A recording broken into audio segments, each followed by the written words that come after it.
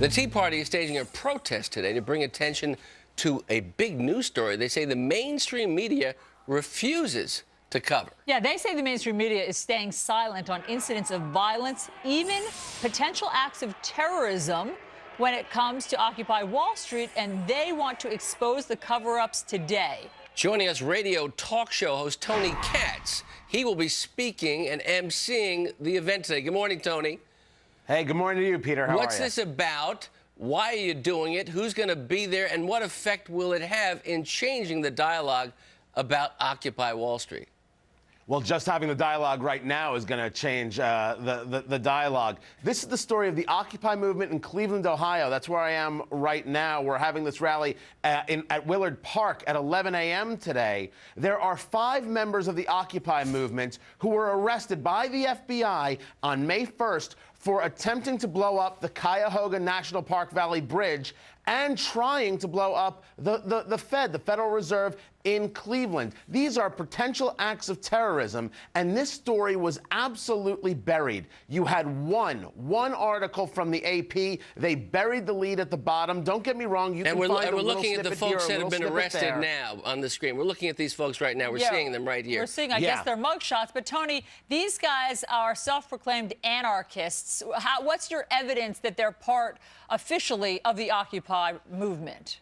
The evidence of them being part of Occupy is that they identify as part of Occupy. The real story here is that nobody is willing to open up this conversation and say, this is what these people are about. Look how quickly they'll go to jump at the Tea Party like Aurora, Colorado, and try and blame them for the shooting there. This is something that happened. These men were arrested. They tried to blow up a bridge. It's a 4-lane bridge over the park area and the Federal Reserve building. We need to have this conversation because the press is so complicit in trying to protect others. For example, President Obama, who has revered the Occupy movement. All right, Nancy Tony, Pelosi here's the revering question we need to ask. We're talking about people potentially blowing up a bridge, the Federal Reserve Bank, and a 4-lane highway. Why is the mainstream media ignoring this incredibly, I think, an important and newsworthy story?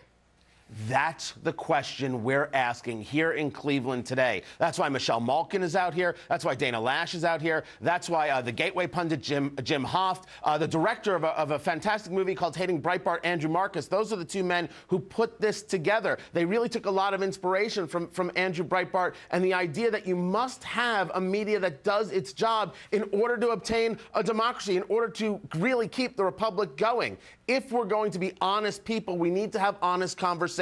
And the press, for trying to protect their political allies, are refusing to have this honest conversation. There is a truth about the Occupy movement. We plan on discussing not only that, but telling the media that they can no longer get away with trying to tell us what the stories are. New media decides what the stories are. We can report these stories, and we're thrilled to have people out there who are finally getting that news out.